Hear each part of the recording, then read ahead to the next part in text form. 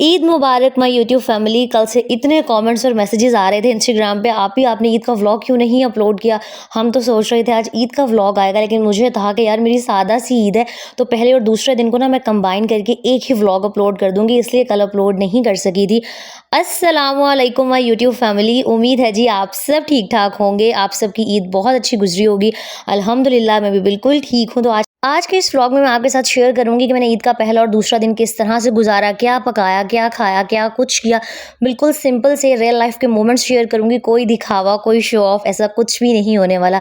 अच्छा, ये ईद के दिन की सुबह थी और यहाँ 5:15 हो रहे थे। मैं फजर की नमाज़ पढ़ चुकी थी और मैं नमाज के बाद वैसे भी नहीं सोती, और आज तो बिल्कुल भी नहीं सोया जा सकता था, क्योंकि जो बकरा ईद की नमाज़ है ना वो काफ़ी जल्दी हो जाती है। और रात को इतना ज़्यादा मैं थक गई थी कि मैं कपड़े वगैरह प्रेस नहीं कर सकी थी। और ये थी जी मेरी मेहंदी, इतना कोई ख़ास कलर नहीं आया था, लेकिन फिर भी अच्छी लग रही थी। तो बस यहाँ मैंने अपने कपड़े निकाले, हस्बैंड के कपड़े निकाले, आमना के कपड़े निकाले, और मुझे ना समझ में ही नहीं आ रहा था कि मैं कौन सा ड्रेस पहनूं। मुझे ये था कि मैं कंफर्टेबल भी रहूं, लेकिन फिर मैं ये भी सोच रही थी कि जो मैंने ये रेड वाला ड्रेस लिया है, हाँ ये था तो लॉन का, लेकिन हाँ इसके ऊपर पैचेस वगैरह लगे हुए थे, तो ये हल्का सा ना चुभने वाला था। और मुझे गर्मी की हालत देख के और अपनी एलर्जी की सिचुएशन देख के ये भी था कि मैं कंफर्टेबल नहीं होंगी। लेकिन फिर मैंने सोचा कि नहीं भाई, अब मैंने इतने दिल से ये सूट खरीदा है तो इसको पहनना भी है। तो बस मैंने ना अल्लाह का नाम लिया, और ये जो मेरा रेड वाला सूट था ना, रेड मैरून, अच्छा इसका कलर मुझे नहीं समझ में आ रहा, कभी मैरून लग रहा होता है कभी रेड, लेकिन जो भी है ना बहुत प्यारे। और जो भी बहनें पूछ रही थी ना आप ही आपने ये ड्रेस कहाँ से लिया है, तो ये जी मैंने लोकल मार्केट से लिया है, ये किसी ब्रांड का नहीं है। और अक्सर लोकल मार्केट से भी ना आपको अच्छी चीज़ मिल जाती है। प्राइस इसकी 5600 रुपीज़ थी। और जो बहनें मुल्तान में रहती हैं उनको बता दूं कि जलाल मस्जिद में जो पाक लाद हाउस के बिल्कुल साथ में रहास कलेक्शन है ना, वहाँ से ये लिया था। मुझे नहीं पता वहाँ अवेलेबल होगा या नहीं। अच्छा, इस दफ़ा ना जो कुर्बानी थी वो मेरी मम्मा की तरफ होनी थी, क्योंकि हमारी और उनकी एक ही गाय थी और उसमें हम दोनों का हिस्सा था। तो बस मैं वहाँ पर जाने की तैयारियाँ श्यारियाँ करी थी। और एहतियातन ना मैंने अपने 1-2 नरम सूट भी रख लिए थे, एक ब्लैक वाला रखा था और एक मैंने लॉन का बिल्कुल वो जो घिसा हुआ सूट होता है ना वो भी रख लिया था, क्योंकि मुझे पता था मुझे गर्मी लग जाएगी। कपड़े शपड़े मैंने आयरन किए, और उसके बाद वही बात है, रात में इतना थक गई थी घर के काम शाम करने के बाद कि सेल्फ केयर का भी टाइम नहीं मिल सका था। तो मैंने सोचा कि मैं हेयर कलर भी कर लेती हूँ, क्योंकि अभी मेरे पास आधा 1 घंटा था, नमाज में भी टाइम था और मैं फ्री हो गई थी और जल्दी तो उठी भी थी। मैंने कहा क्या ही मैं वापस से सो जाऊँ। और आप लोग अक्सर पूछते हैं ना आप कौन सा हेयर कलर यूज़ करती हैं, तो ये 4.3 है गोल्डन पर्ल का, बहुत ज़बरदस्त है, बहुत अफोर्डेबल है और मैं काफ़ी टाइम से यूज़ कर रही हूँ। तो अगर आपको कोई अफोर्डेबल ऑप्शन चाहिए ना अपने बालों को डाई करने के लिए, मेरे तो जो रूट्स है ना दरमियान से मांग वाला हिस्सा, हर दूसरे दिन हर हफ्ते ना यहाँ से चिट्टे बाल निकल आते हैं, तो मुझे कलर अप्लाई करना ही पड़ता है। बाकी मेरे पास ना एक क्लेंजर पड़ा हुआ था, स्क्रब पड़ा हुआ था, तो मैंने सोचा लगे हाथों ना, जी हाँ घर को इतना सजाया संवारा है, इतनी डीप क्लीनिंग की है, तो थोड़ी सी अपनी भी डेंटिंग पेंटिंग क्लेंजिंग स्क्रबिंग कर ली जाए। और वैसे तो अच्छा ये जो क्लेंजिंग और स्क्रबिंग वाला काम है ना, ये मैं वीकली बेसिस पे करती रहती हूँ। अक्सर ना बस गर्मी की वजह से ना थोड़ी सी सुस्ती हो जाती है, लेकिन मैं आप सबसे भी यही कहूँगी कि जितना ख्याल आप अपने घर का रखती हैं, घर वालों का रखती हैं, बच्चों का रखती हैं ना, तो उतना ही ख्याल, उतना ना रखें चलो उसका आधा, या चलो आधे से भी कम अपना ख्याल ज़रूर रखा करें। तो बस यहाँ पर हस्बैंड भी ज़ाहिर सी बात है सोए हुए थे, आमना भी सोई हुई थी, तो मैंने कहा चलो यार मौके का फ़ायदा उठाओ और जो टाइम है ना उसको यूटिलाइज़ करो। और मुझे अक्सर जब सेल्फ केयर वाले काम करने हो ना, तो मैं सुबह सुबह ही करती हूँ या फिर रात को सोने से पहले। और वैसे तो मैं रात को पूरा घर लश वश करके सोई थी, सारी सफाई वगैरह की हुई थी, लेकिन जाहिर सी बात है कहीं ना कहीं से ओपन एरिया में ना मिट्टी आ जाती है, तो मैंने फटाफट से ना झाड़ू वगैरह लगाया। अच्छा, उसके बाद मैंने आमना को नाश्ता वगैरह कराया, नहला धुला के सबसे पहले मैंने उसको रेडी कर दिया। और यहाँ पर ये कह रही थी मेरी भी मेहंदी दिखाएं, मेरी भी वीडियो बनाएं, तो देख लें जी आमना के हाथों पे प्यारी सी मेहंदी मैंने ही अप्लाई की थी।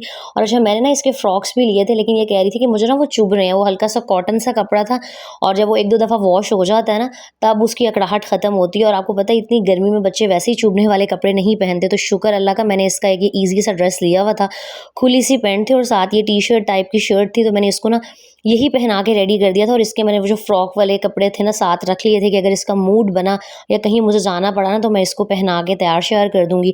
उसके बाद जी मैं यहाँ पर खुद रेडी हो गई थी। अच्छा, चाहे जितनी मर्जी गर्मी हो, मैं ना हमेशा ईद पर तैयार लाजमी होती हूँ। मेरी जो मदर इन लॉ है ना, वो हमेशा जब से मेरी शादी हुई है वो कहती है नहीं भाई जितनी मर्जी गर्मी हो तुमने सुबह सुबह तैयार लाजमी होना है।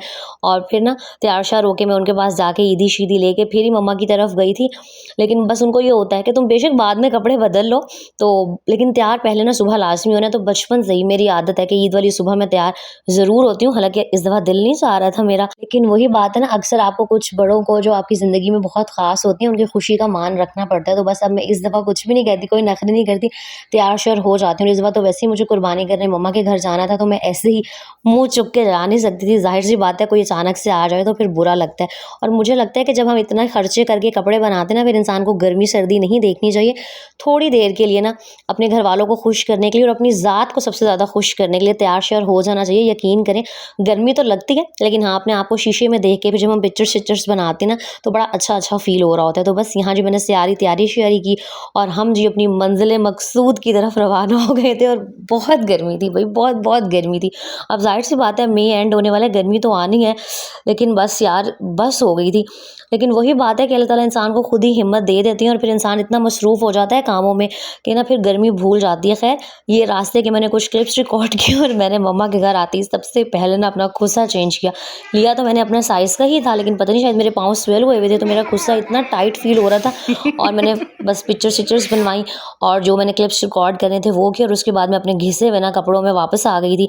यहाँ जी सबसे पहले वही ऑलमोस्ट आप सबके घरों में भी सबसे पहले कलेजी ही बनती होगी कि अच्छा, यहाँ मम्मा ने सबसे पहले कलेजी बना दी थी और उसके बाद अब मेन मरहला स्टार्ट हुआ था गोश्त को डिवाइड करने का, सारे जहाँ पर भी भेजना था वो सब काम करने थे। और अच्छा, मैं आपको क्लियर कर दूँ कि मेरा जो मेका और ससुराल है ना, बहुत पास-पास हैं, 10-15 मिनट का डिस्टेंस है। तो सुबह पहले मैं वहाँ चली गई थी, उसके बाद जो सारा हिस्सा वगैरह था वो निपटा के और मैं गोश्त लेके घर आ गई थी, क्योंकि ज़ाहिर-सी बात है मुझे यहाँ अपने नेबर्स में और जो भी रिलेटिव्स वगैरह हैं उनके घर जो था गोश्त भिजवाना था। तो यही फ़ायदा होता है कि जब आपकी अम्मा का घर ना आपके घर के पास हो। अच्छा, मुझे कमेंट सेक्शन में बताइएगा कि आप लोग अपनी ईद किस तरह गुज़ारती हैं, मेके में गुज़ारती हैं, ससुराल में गुज़ारती हैं और आपके जो मेके हैं वो कितनी दूर हैं आपके घरों से। और वैसे उन बहनों की हिम्मत को सलाम है भाई, जिनकी जो अम्मियों के घर है ना वो दूसरे शहरों में है। स्पेशली जब ये ईद के मौके आते हैं, कोई भी खुशियों वाला मौका होता है ना, तो अपने घर वालों की बहुत याद आ रही होती है।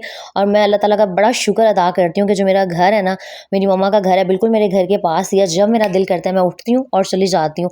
और एक और चीज़ जो बहुत मैटर करती है ना, वो आपके ससुराल का भी अच्छा होना है और सबसे ज़्यादा आपके शौहर का। वरना कुछ ससुराल मैंने ऐसे भी देखे हैं कि बहुत सारी बहनों के जो मेके हैं वो पास ही होती हैं, लेकिन उनको जी वहाँ जाने की परमिशन नहीं होती है। कमेंट्स में मुझे बताइएगा, क्योंकि अक्सर मैं कमेंट्स रीड कर रही होती हूँ ना, तो बहुत सारी बहनों के मैसेजेस होते हैं कि हमें तो इजाज़त ही नहीं होती है ईद वाले दिन कहीं जाने की। और मैं सोच रही होती हूँ कि भाई, एक औरत ने जाना ही कहाँ है शादी के बाद।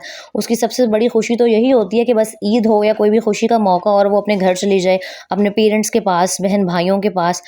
तो खैर, यहाँ पर मैंने फटाफट से शॉपर्स वगैरह बना दिए थे और मैंने क्या किया था, वो मास्किंग टेप होती है ना, हर शॉपर के ऊपर मैंने मास्किंग टेप लगाई थी और परमानेंट मार्कर से ना मैंने नाम लिख दिए थे। वरना डायरेक्ट शॉपर्स पे अगर आप ऐसे ही लिख दो ना, तो फिर वो सारा जो लिखा हुआ होता है वो इरेज हो जाता है और बड़ा मसला होता है। और बाकी जो मैंने 5-6 घर के लिए पैकेट्स बनाए थे ना, उनके ऊपर भी मैंने सबके ऊपर लिख दिया था कि ये पुलाव के लिए है, ये स्टेक्स हैं या जो कुछ भी है। और इस दिन ना मुझे वाक़ई समझ नहीं आ रहा था मैं क्या रिकॉर्ड कर रही हूँ, क्या हो रहा है, क्योंकि एक तो मुझे गर्मी इतनी ज़्यादा लग रही थी जिसकी हद नहीं थी। लेकिन मुझे फिर ये भी था कि यार आप लोग व्लॉग का वेट करेंगे, तो आपके लिए कुछ ना कुछ जैसे-तैसे करके ना रिकॉर्ड करना है। उसके बाद हस्बैंड की फ़रमाइश आ गई थी कि उनको ना नमकीन गोश्त खाना है और बाकी सबके अपने-अपने तरीके होते हैं नमकीन गोश्त बनाने के। मैं जिस तरह बनाती हूँ ना वो शेयर कर रही हूँ। कुकर में मैंने गोश्त ऐड किया था, अदरक लहसुन ऐसे ही डाल दिया था और मैंने एक छोटे साइज़ का प्याज भी ऐड किया था। वो शायद मैं जो क्लिप था ना वो रिकॉर्ड करना भूल गई थी। नमक ऐड किया था और 5-7 ना मैंने इसके अंदर काले मिर्च के दाने डाल दिए थे और इसको 30 से 35 मिनट के लिए ना मैंने प्रेशर कुकर में पकने के लिए रख दिया था। अच्छा, कुछ बहनें हैं जो कह रही होती हैं जी हमें कुकर से डर लगता है, तो भाई अगर आप कुकर इस्तेमाल नहीं करेंगी ना, वैसे तो ईद के दिनों में गैस आ रही थी, लेकिन फिर आपको 1.5 से 2 घंटे लग जाते हैं गोश्त को गलाने में। तो मैं तो प्रेशर कुकर यूज़ करती हूँ और 30-35 मिनट में गोश्त बहुत अच्छा गल जाता है। अच्छा, आपने ना इसके अंदर 3 से 4 टेबल स्पून ऑयल के भी ऐड कर देना, वरना बहुत ज़्यादा झाग-झाग होगी और ना फिर वो कुकर से बाहर निकलना स्टार्ट हो जाती है।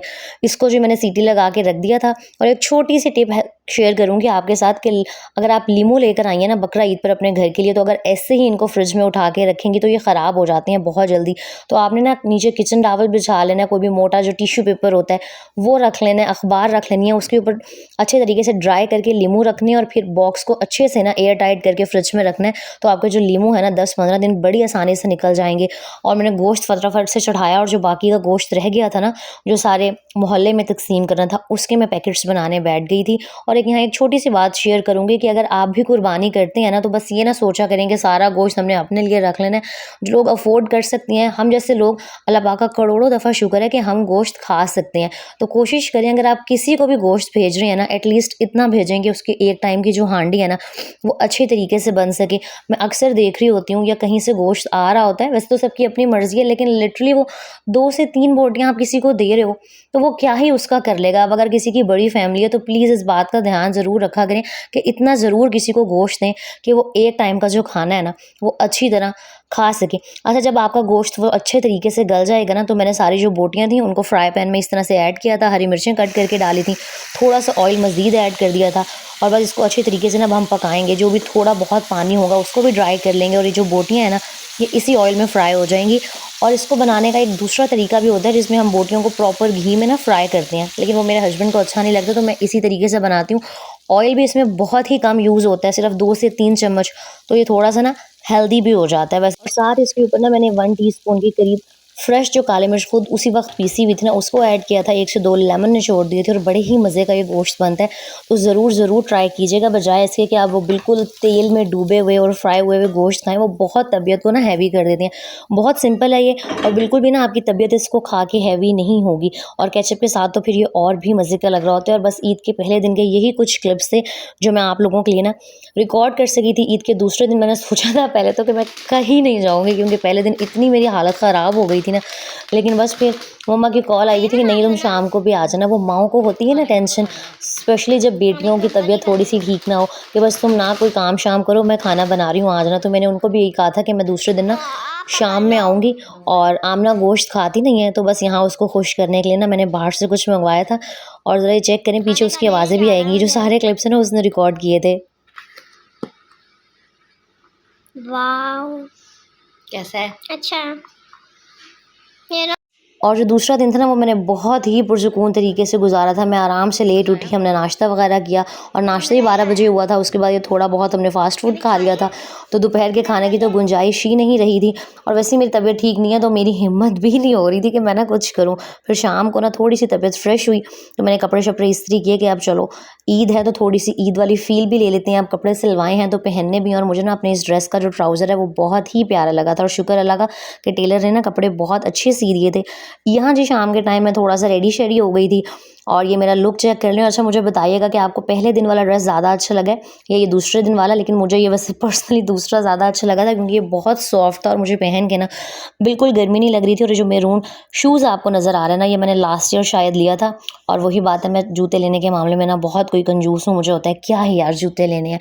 तो बस इस तरीके से ना मेरा ईद का पहला और दूसरा दिन गुजर गया था। और एक बात कि जब इस तरह के खुशी के मौके आते हैं ना, तो जो लोग हमारे बीच में नहीं होते, जो पिछले साल हमारे साथ थे, उनकी इतनी याद आ रही होती है ना, हर लम्हे ये दिल चाह रहा होता है कि काश वो होते और हमारे साथ हंसी मजाक करते, खाते पीते, हम इंजॉय करते। लेकिन कुछ चीज़ों में इंसान बिल्कुल बेबस हो जाता है। तो बस मेरी दुआ है कि अल्लाह ताला हम सब के प्यारे जो इस दुनिया में नहीं रहे ना, उनकी मग़फ़िरत फ़रमाए। और मम्मा ने ना ये बड़ा ज़बरदस्त सा बीफ पुलाव बनाया हुआ था, साथ कबाब थे, रायता था। तो इस तरह ईद के दोनों दिन गुजर गए थे। उम्मीद है जी आपको व्लॉग अच्छा लगा होगा। लाइक, कमेंट एंड शेयर कर दीजिएगा। अपना बहुत सारा ख़्याल रखिएगा।